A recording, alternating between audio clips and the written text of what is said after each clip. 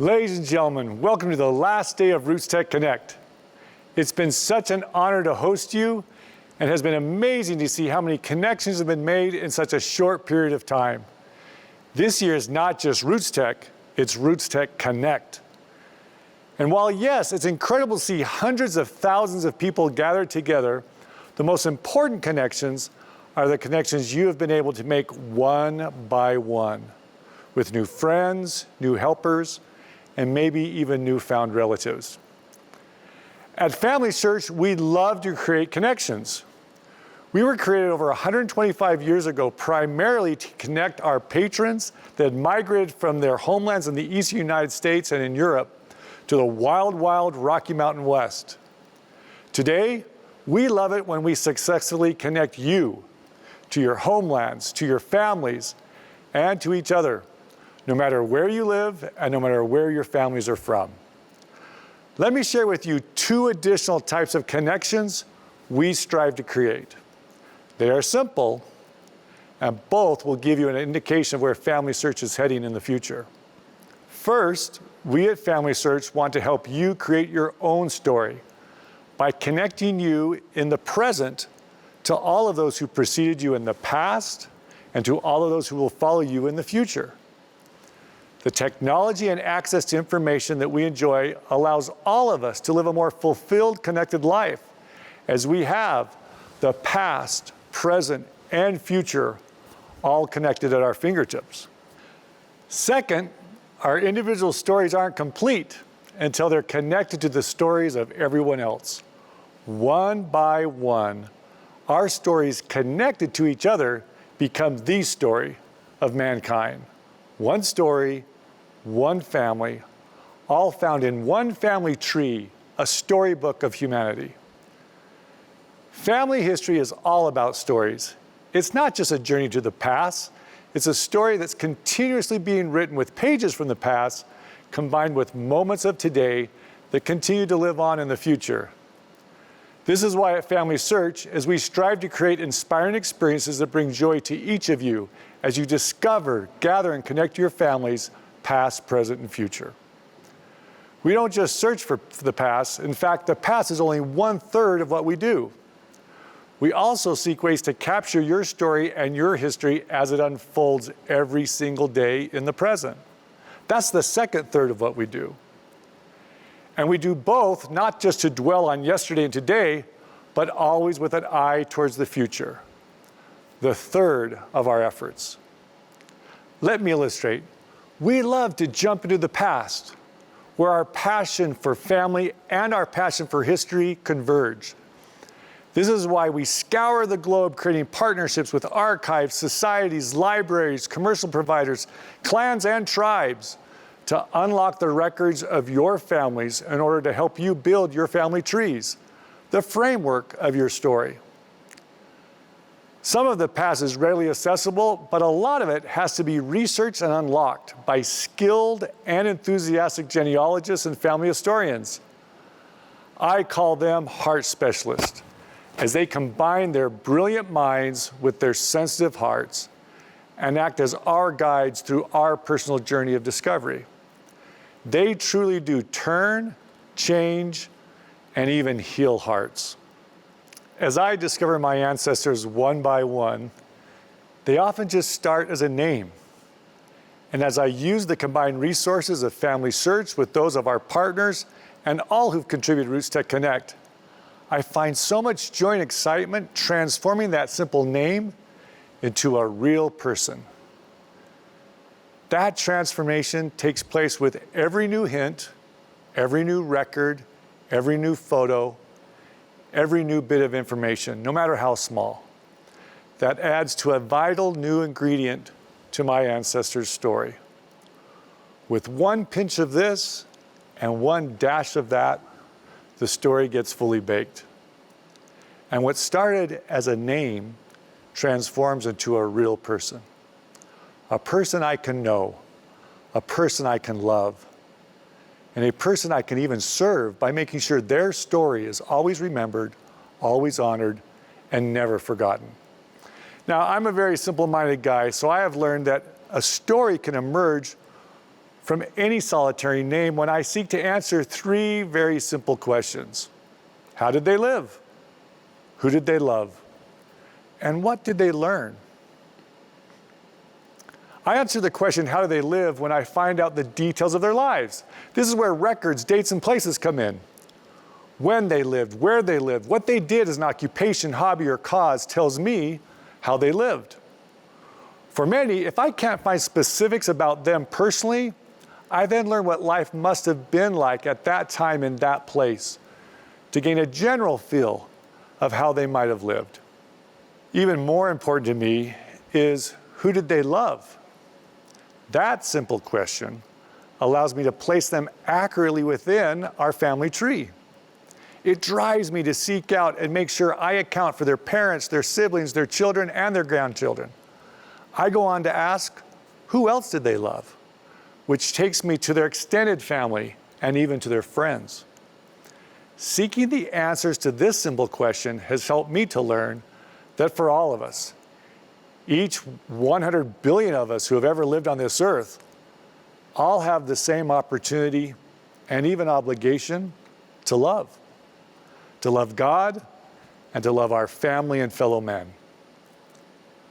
We all get the opportunity to live and go through the ups and downs of this mortal existence. We all get the opportunity to love, to refine our natures and find ourselves when we love others. How we live and who we love leads us to what we learn and ultimately become. So finally, I want to know, what did they learn? Discovering what a person learned in life is often the most difficult to determine, but it can also be the most rewarding.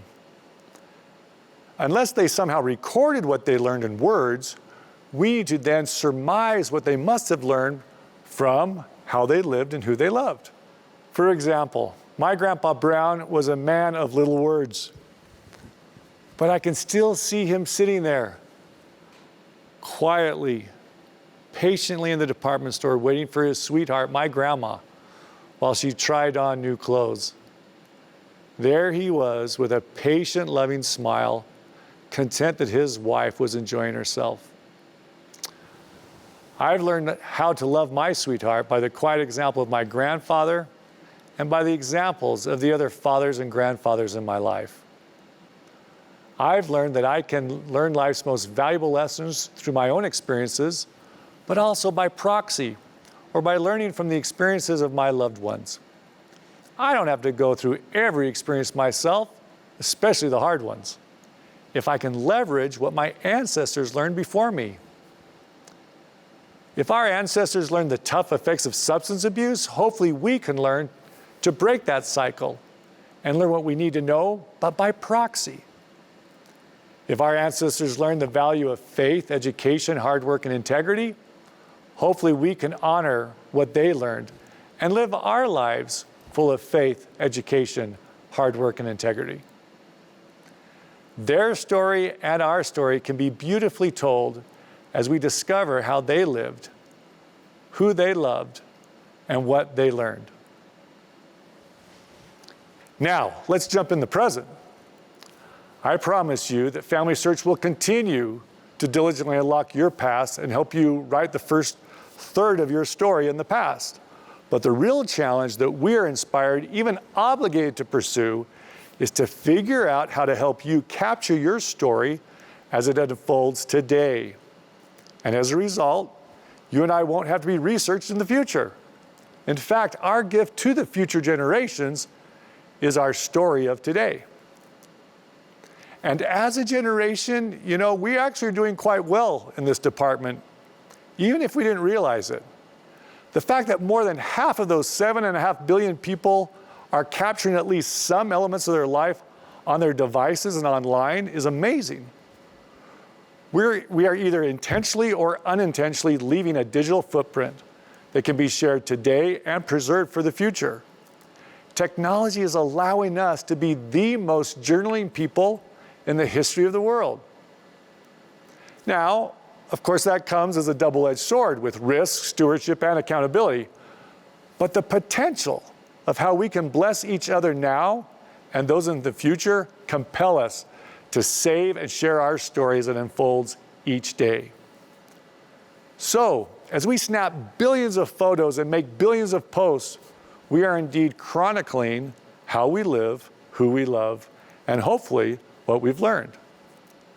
I love that with FamilySearch, we're enabling our patrons to take a look at that vast amount of personal and family history information and curate it down into the most meaningful and most valuable elements of their story that they want to be remembered for generations to come.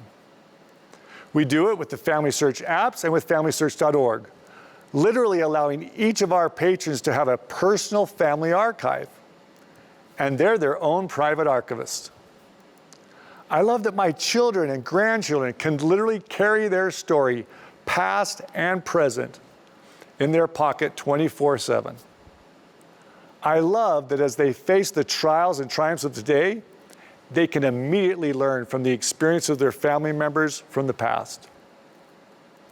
My ancestors are literally on my phone's home screen with the new FamilySearch widget. Every day, I can see what happened in my family on this day in history. No matter what my day may bring, I know that I'm literally never alone. I know that I can live, love, and learn with my family members, past and present, every single day. And I know that they're always with me, rooting for me, and in my corner. And isn't that what you want for yourself? Isn't that what you want for your kids and grandkids? Now, some of us might make the mistake of saying, who would ever want to hear my story?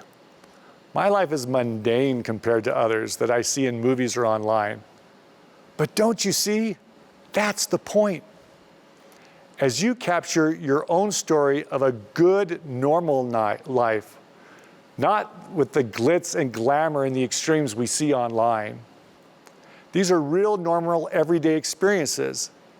That normal life becomes beautiful in its simplicity. In fact, one of the greatest misnomers in popular culture today is reality TV. There's nothing less real than the extremes that seem to sell, but it's your life that has lasting value, especially for those who love you now and who will love you in the future. Which takes me to the third element of what we do at FamilySearch, and that is connect the past and the present for the benefit of the future. We feel our vast efforts for the past 125 years, primarily in North America and Europe, have simply been a rehearsal to prepare us for the other 2/3 of the world. In a very general sense, if you want to know where FamilySearch is going in the future, just think south and east, and us sitting on a beach. South, as we devote more of our resources and focus to find more partnerships in the southern hemisphere of this great globe of ours. East, as we move from the Western world and dive headfirst into Africa, the Middle East, and Asia, and make sure we don't fly over the wonderful isles of the sea, rich in culture and story, but we will land in those isles and make sure we capture their history as well. We also see the future in the young people of the world. You probably even saw this here at Roots Tech Connect, where we've had tens of thousands of children, teenagers, and young adults not only participating, but actually hosting and serving many of you during the conference. This rising generation not only is interested in family discovery and family history, they bring life and vitality to the whole effort. The young people of your family are those who will make sure you are never forgotten and always remembered, and that your story not only matters, but will bless the lives of those who follow you. Connecting the past with the present, pointed towards the future, and doing so with the assistance of the young people of the world is exactly where we see this industry's heading. Which now brings me to the second vision of connecting our individual story to the stories of everyone else, so that together we can create the story and family tree of one family, of humanity. At FamilySearch, with the help of all of you, we know we will be able to create the family tree of mankind.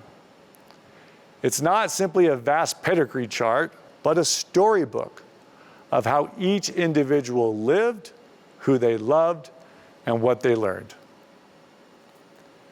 That tree with those stories will be one of the greatest blessings that the world has ever seen. We know, especially in the past year, how much the world needs to be connected. And I'm not talking about the number of followers and likes. I'm talking about deep, meaningful connections. Connections of understanding, connections of civility, connections of kindness, and connections of love. When we see how we and our stories are connected, we will see and treat each other differently.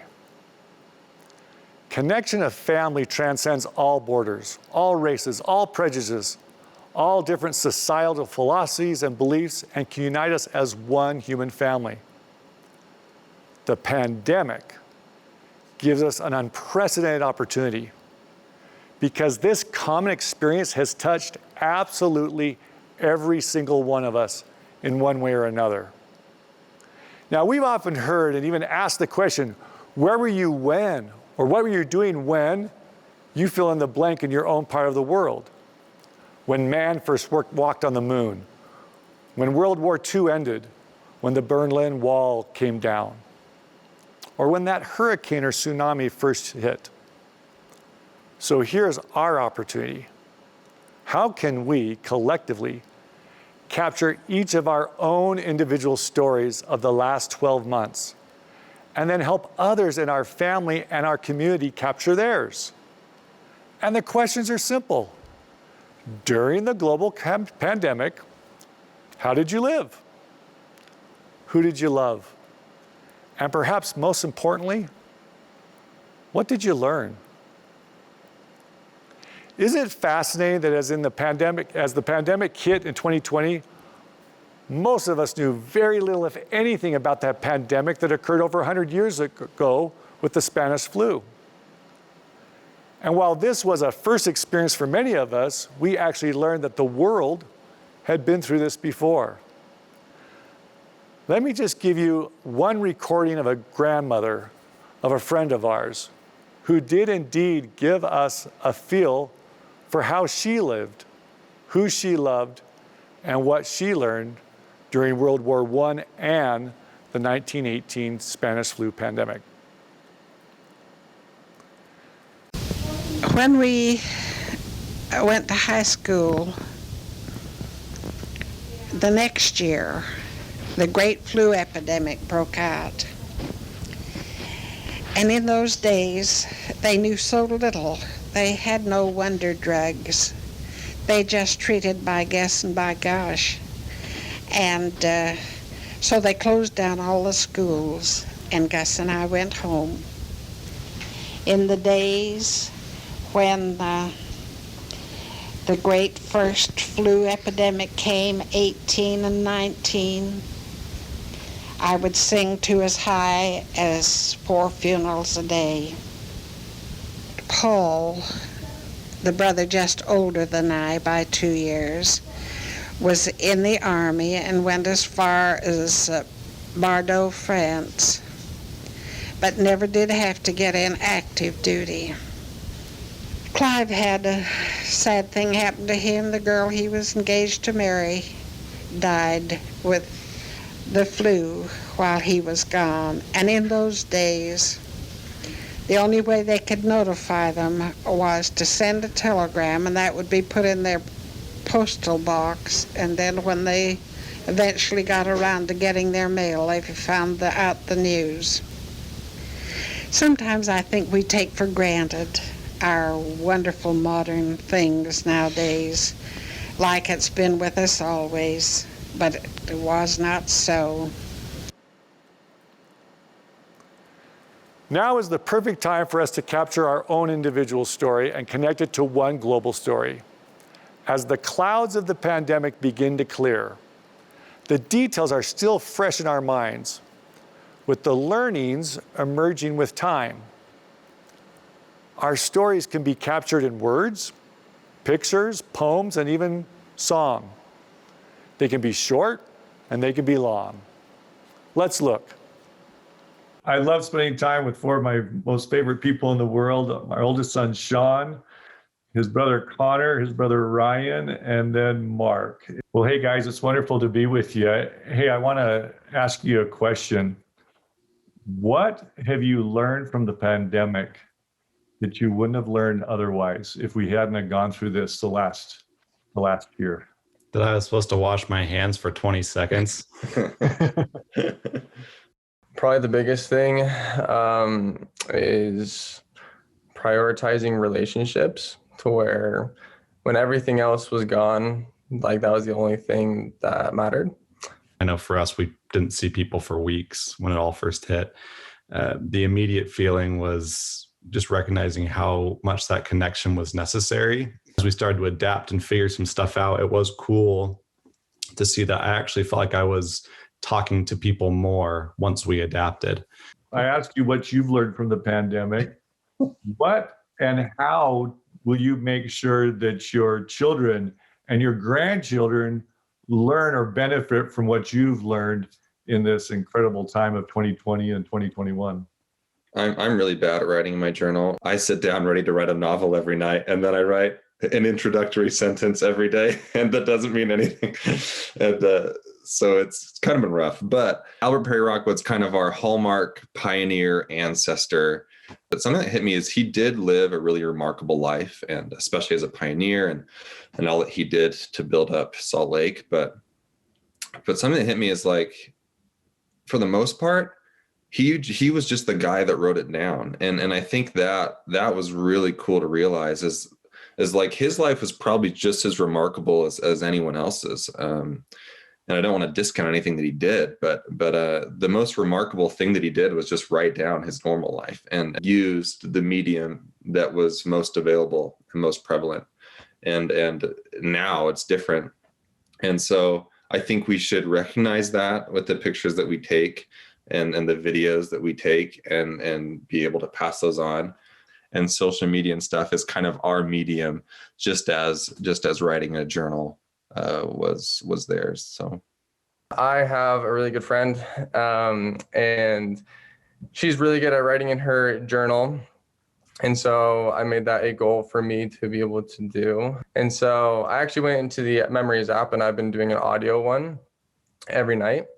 And so that's been really, really cool for me, just to be able to see just like how I voiced it and how I felt in the moment and how I explained everything.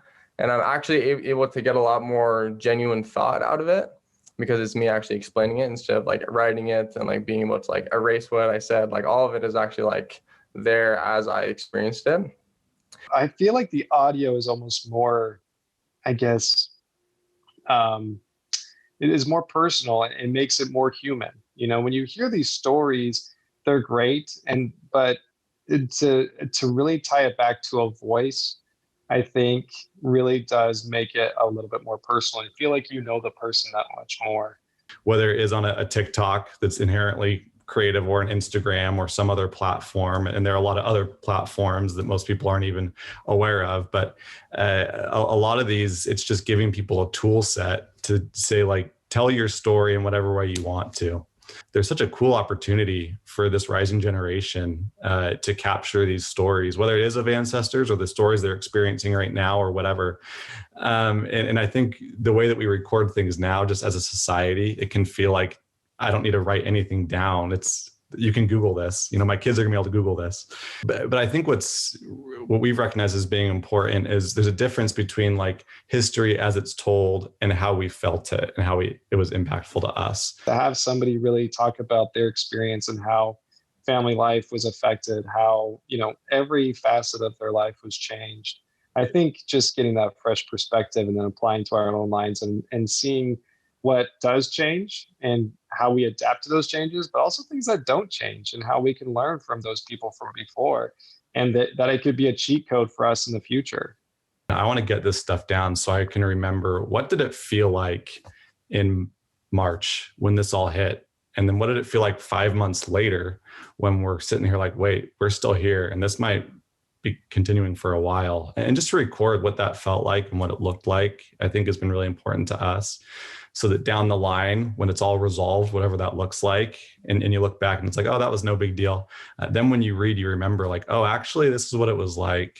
And so that's been a big thing for us, is just trying to record those things in our journal, less about what happened and more about how we felt or how it's impacting our lives. Your story, your real story matters. It's needed. Your story, connected to the real stories of your fellow men and women, tell the true, complete story of the pandemic. I invite the rest of us, those of us who usually don't have the microphone in front of us or the camera on us, who don't have the media outlets to capture our story, and if we can only share it with our own family and our own private media, then it's worth sharing that way. Or we can put it on social media and share it with the world. Our story is in this very unique time, can bless those who need it most. Well, there you go. As we connect our past, our present, and our future in creating our own stories, and as we connect our stories to each other, we will indeed create the story, the accurate and real story of our generation. A story that will bless and edify you and those who will follow you.